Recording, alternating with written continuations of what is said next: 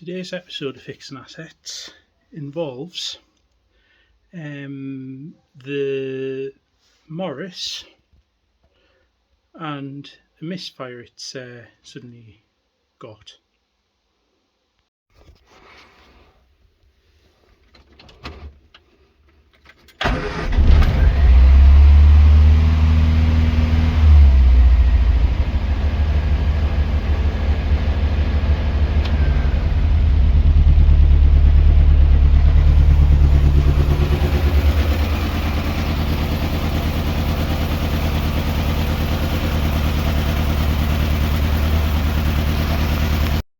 That little test run was done with the idle turned right up, because if it was right at the bottom it would cut out. Had to turn it right up so I could get back home from BL day. That's just my hand. Basically, if I stopped at the junction it would cut out. If it cut out, I'd have a hard job starting it up again. It caused pandemonium in the car park at Leicester Services. So I turned the idle up. Seems to have helped short term. Got us home. Also made sure I plotted a route so I wouldn't have to stop the car for a significant number of miles. So I pretty much managed to drive up half the country, filled the car up, turned the idle up, drove from Leicester pretty much up to Darlington on the A1 and M1, and the idle adjustment sort of helped for the rest of it. Now what I'm going to do now is I'm going to start unplugging plugs and see if it makes any difference to the running. Plug 1 is off.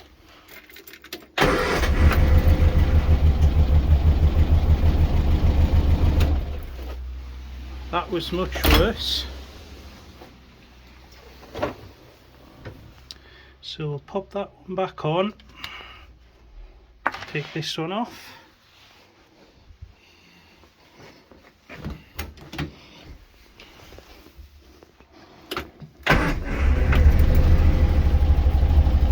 Yep, that's struggling.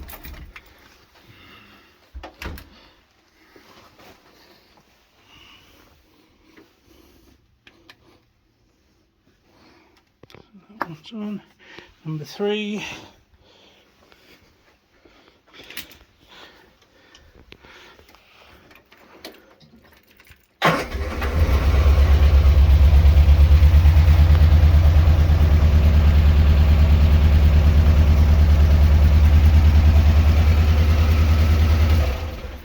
That one was running the same as with all 4 cylinders plugged in, so that's our number 1 suspect there.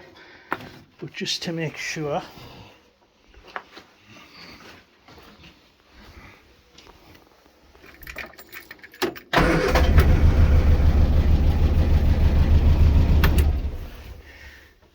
yes, so that's definitely number 3. So the next question is it getting enough sparks? So take the HT lead off.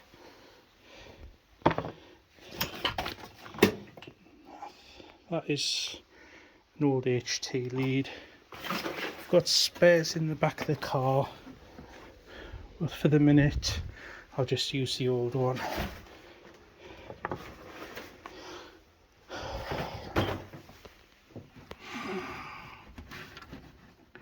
This will determine whether it's the HT lead or something else.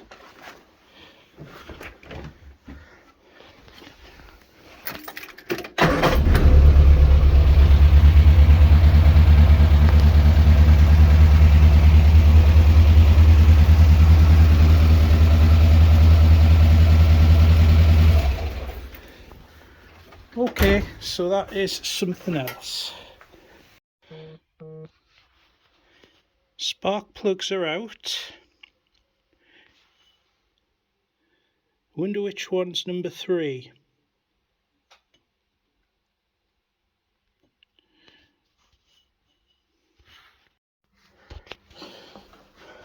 Okay, so we're rigged up to cylinder 1.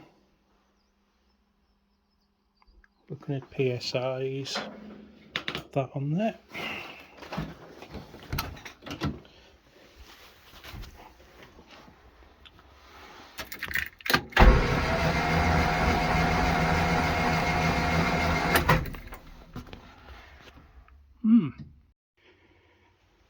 Now, I'm not sure where the hell this is from.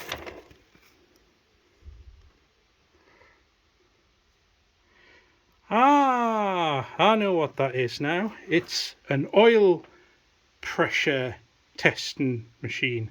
That's why it doesn't bloody work. Okay, so the master plan is check the compression, make sure it is what I think it is. Then take the off, the rocker cover off. Look at the rocker, see if it's maybe snapped a spring. Either way, the head's going to have to come off. So what do? Do we fit this one here, which I have tested and I think it's got a leaky valve, or do we use this one, which is an engine that actually works? We think that the piston rings is gone. There's a lot of smoke, so it could be the piston rings could be coming up from the bottom. I should go whoop like that, or it could be from the stem oil seals, in which it's coming in from the top. Woo! So the plan is take that off there, take that off there, take that off there, head gasket somewhere over there, on there. Basically swap the heads around, get that head repaired, because I know that's a good head otherwise, and it gives us a bit of time. Another day, another compression tester. So we've got that on cylinder 1, no spark plugs in.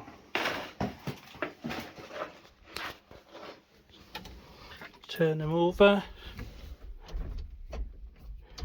making sure we're in neutral.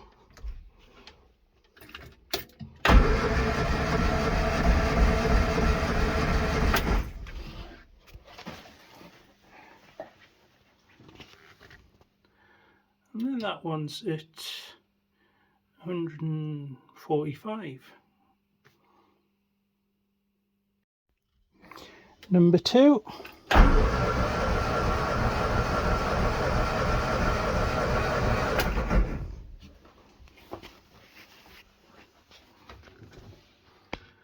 There we go, 140 something. Number 3, aka the one we know is probably faulty.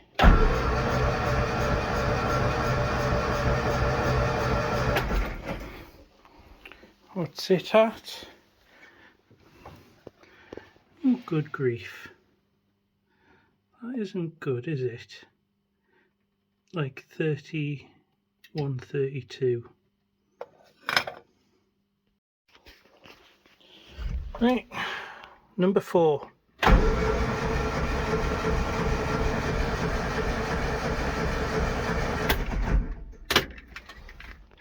Let's have a look. 130, so that one's okay, not quite as good as the others, but yeah, engine block definitely needs a clean. We'll just be happy with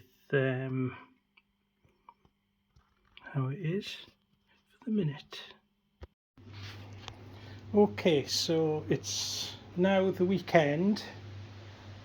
Taking the carburetor off I found a leak on it, so I've hopefully fixed that, if not boom. So that's off. Drained the coolant, which is both on the floor and in that washing up bowl under there. So now I'm just going to turn the engine over just to see what the action is on those spanners. So push rods, valves, push rods, whatever the hell they are. You see, this is what I'm trying to do, to turn it over, see if this, maybe there's a little too much clearance, but I don't think too much clearance would cause this issue. I think too little clearance would. Right, so I think it's time to continue.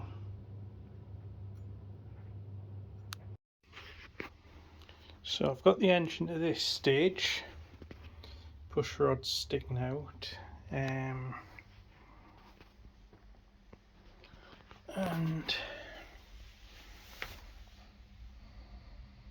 you can see that this has been running a bit lean and it's missing a bit of a valve. That there explains the problem. Okay, so the weather's not been 100% amazing today.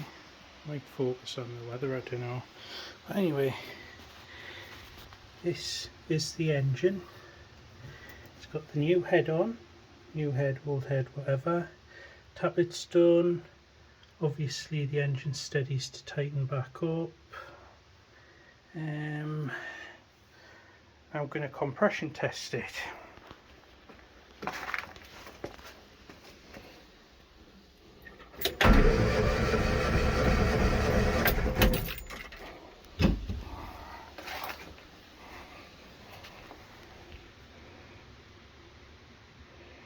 Actually running even better. All bar cylinder 2 seems to be running quite well.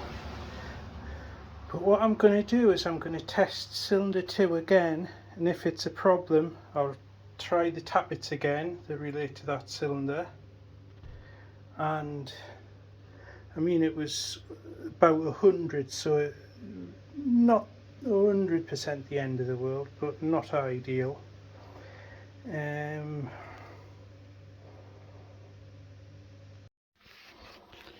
reran the compression test again and it came up to 120. Now the other ones are running at 160, so I'd say it's not great, but and it's not the tappet, so I would suggest that this head also needs a bit of work done to it. However, I do have this head up here, and I do know for a fact that that needs work done to it. So that one, naff. That one, really naff. That one, not as naff as the other two.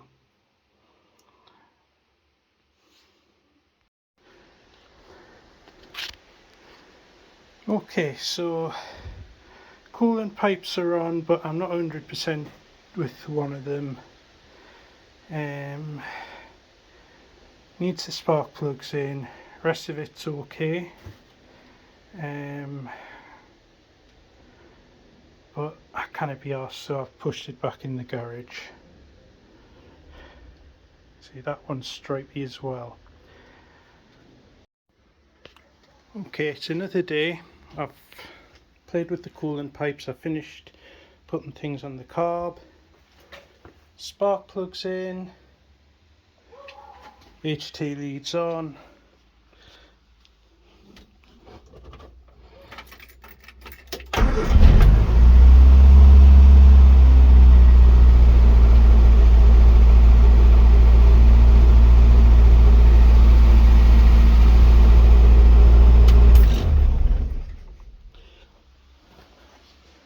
was very happy to start.